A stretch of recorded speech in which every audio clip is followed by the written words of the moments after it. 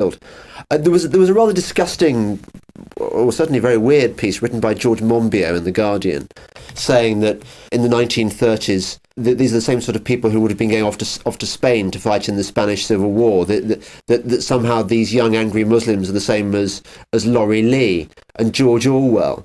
I don't buy this. There was something civilized about the English people had values in those days.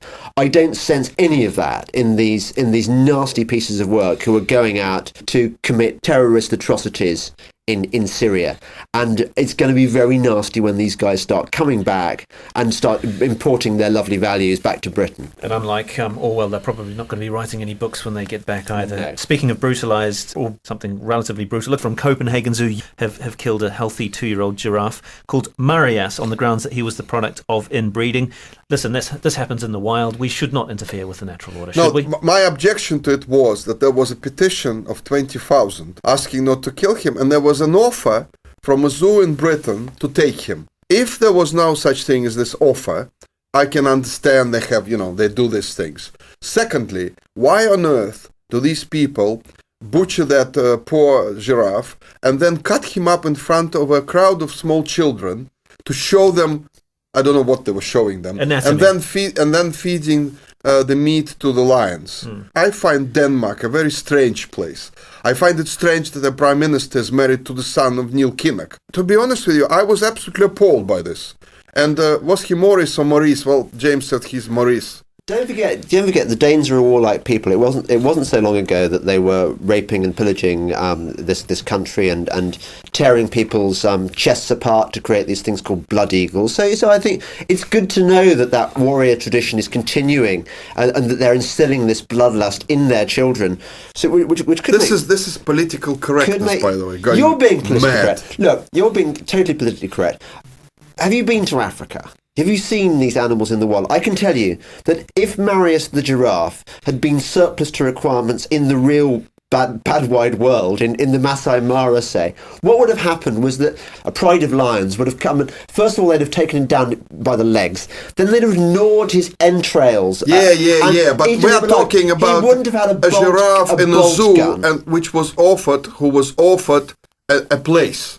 You see, this is different. And he looked cute. You can always find some animal rights loons who will come up with a story about how some zoo somewhere has offered to rehouse this giraffe. No, I object to the children watching this. I object to that. Look, I don't know how you bring up your children in cotton wool and kid gloves, but I would happily have taken my kids to look. You're a strange man, James. Evil, strange. He's a strange man. Is an evil. Sometimes he talks sense. You're a strange Now he's man. saying things which are strange. This is a scary world and bad stuff happens and children need to know about it. Nordic countries are all strange. Okay, well, speaking of wildlife campaigners have urged Prince William to put down his hunting rifle if he wants to be taken seriously as a global ambassador for protected species. Now, there's a summit taking place this week on the illegal trade in ivory, rhino horn, tiger parts.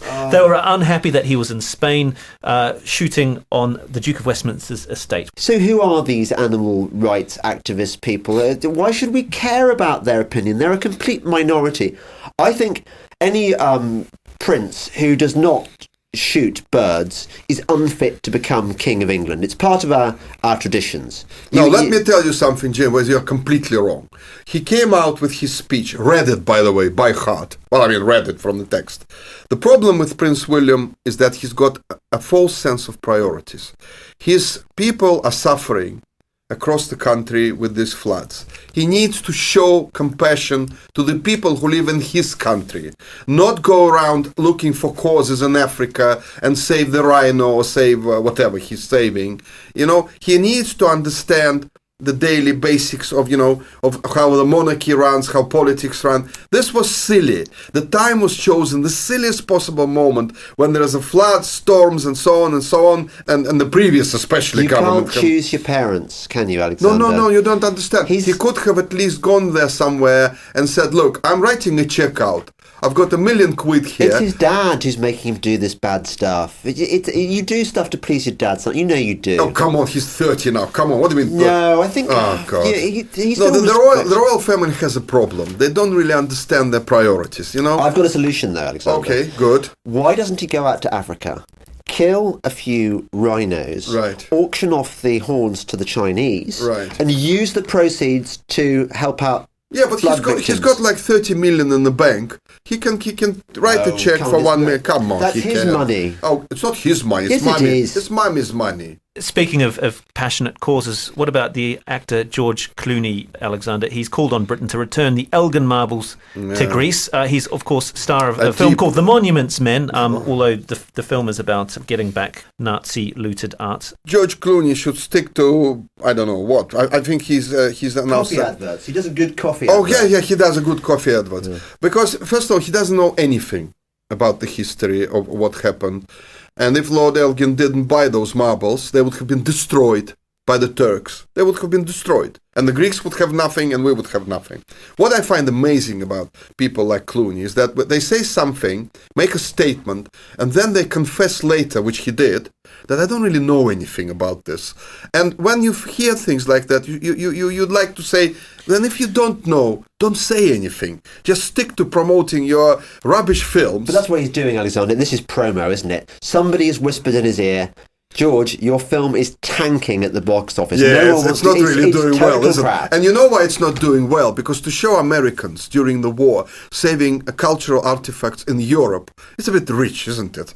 Americans. Look, I think anything is a fit subject for a film if it's made well, but by all accounts, this is a badly scripted, unconvincing, undramatic, implausible movie. And it was beaten by the Lego movie at the US box office in its opening weekend. Yes. And according Gritty realism, that's the movie about Lego. And just as a coda to that, the Rotten Tomatoes website gave it only 5.3 out of 10. So its reviews have been unfavourable. This is Telling It Like It Is, our weekly look at the stories making the headlines, as discussed by the broadcaster and journalist James Delingpole and the former Kremlin advisor Alexander Nekrassov. A much earlier Hollywood star, Shirley Temple, has died. She was the most famous child actress ever, Alexander, and she combined it with a diplomatic career later on. Yes, I never liked her films. You know, I found it cringingly unpleasant, this sort of dancing and singing in a strange voice. I find, personally, my opinion, is that parents who allow their children to become actors at a tender age, I think she was 3 when she was first. She was 3 when she first... she got lots of birthday cards. Yeah, I know. But the problem is, of course, that you're basically doing a nasty thing for your kid. Because they become, they become selfish, they become stupid, they become, I don't know. Look at Harry Potter. All of these children have become weird. All of them. No, they've done really well. No, you don't understand. You don't understand. English. Money-wise is one thing. If they'd been Russians or Americans, they would have been completely weird. But acting, James, is not a profession, just like politicians. This is not a profession. Daniel Radcliffe is well-balanced and minted. If you modelled men's underwear, I would not have taken you here. I would not have invited you to talk to me. Who's the girl who played Hermione? She's Emma Watson. Emma Watson, studying at Cambridge or Oxford. Watson. She's loaded. She's attractive. She's not attractive. She's well balanced. Oh God! You'll pass her on the street without even looking at her. Make these stupid rules. She's covered in makeup. Oh, I would be happy for my children to end up like the Harry Potter team. Changing tack somewhat, the High Court in Britain has ruled that there are grounds for an immediate public inquiry into the death of Alexander Litvinenko, of course. He died of polonium-210 poisoning back in 2006. What do you make of the latest developments, Alexander? Well, I think there are people in Britain who would like this story to run to bash Russia. First of all, I know a lot about the story. I have even spoken to Litvinenko before the whole thing erupted. This was a desperate man looking for money because Boris Berezovsky, who was funding him before, cut his money flow.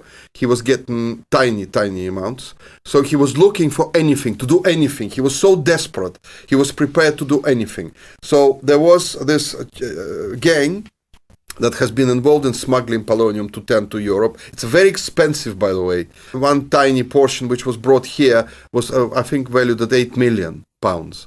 So he was so desperate, he was prepared to take part in this smuggling operation and so on. So to accuse the Kremlin of ordering to murder this man who was not even known well enough in Russia, nobody even, everyone forgotten about him. It's so stupid. And when I spoken to the then ambassador, Anthony Brenton, who delivered that so-called report by the Scotland Yard, I said to him, please tell me, did it contain any definite proof? He said, no, it was all circumstantial. But isn't that precisely why we should have a public inquiry, to put all these doubts to rest, James? I must say I enjoyed Alexander's explanation of it. It's a good story, but I don't believe it. I think, as you say, polonium 210 is not something that you can get hold of very easily. I'm pretty sure the Russian state must have been involved. I don't see how it could not have been. Well, it doesn't work like that, James, because the president of Russia does not issue orders like that. And secondly, very simply, it was not to the benefit of Russia to remove Litvinenko at all, because he was not a threat to Russia. He was not some dissident who was well known and so on. He was just somebody in the background of Berezovsky, who is the main key player, well, the late Berezovsky. And of course, there are people in Britain who would like the story to run because they don't want Britain and Russia to become allies. Speaking of poison, Botox injections are set to be under the spotlight, with tougher rules on them, and dermal fillers and plastic surgery set to be announced for England. James, ministers have pointed out that there are cowboy practices in terms of plastic surgery, and that the industry is a crisis waiting to happen, with the same level of regulation as ballpoint pens. This is long overdue, right? Of course, ministers are always going to demand more regulation. It's what apparatchiks of the state always do. I know that regulations do not protect you from cowboy operators. They don't. What they do is they give you the illusion of security. You think, well, there are regulations in place, so I'm going to be safe. Actually, I think the only protection is due diligence, first of all, in making inquiries about the particular plastic surgeon that's operating on you, seeing what other people are saying about him on the internet. That's how you work things out. That's how markets work. James, unfortunately, you are not right here, because what's going on in Britain now, the private sector, medical private sector, Harley Street included, should be now looked at carefully, because there are cowboys all over the place. By whom, though? Listen to me. Not just cosmetic surgery. Everything. They charge people a lot of money. They don't deliver. They don't do proper diagnosis. It has become mayhem. When it comes to cosmetic surgery, I don't really care. It's a personal decision. You don't really need it. It's a vanity thing.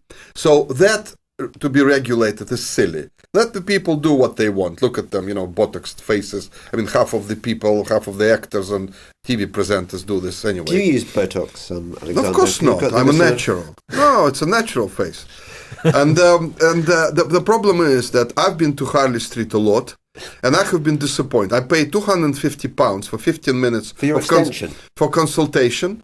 For example, with an ear or nose and so on, sinuses. Nothing. We don't know what it is, they say. And I said, what's the point then of you? The reason, gentlemen, and I'm going to say this once, is that modern medicine is dragging us backwards, not forwards. Because modern medicine is based on the principle that you suppress the symptoms, you do not prevent the illness. And I suppose you're against the National Institute for Health and Care Excellence coming up with a proposal that millions more people should be put on statin drugs in the most aggressive, to protect them against heart attacks. In the most aggressive form. They tried to put me on statins. I can tell you the side effects are terrible, the aching joints and so on. I've seen other people and the effect. But to put millions, as they suggest, of people just to prevent, supposedly, heart disease. I can tell you, the pharmaceutical boys are laughing all the way to the bank again, because they are pushing through this. These are, by the way, part of that mafia that works on the assumption, let's not prevent illnesses, let's cause more of them, and then they will take our medicine. Does NICE have too much power, James? Were they involved in Tamiflu as well? Stockpiles of Tamiflu, that's right, yeah. This supposed miracle cure for flu, which we bought, which turns out to be about as good as taking an aspirin, if that.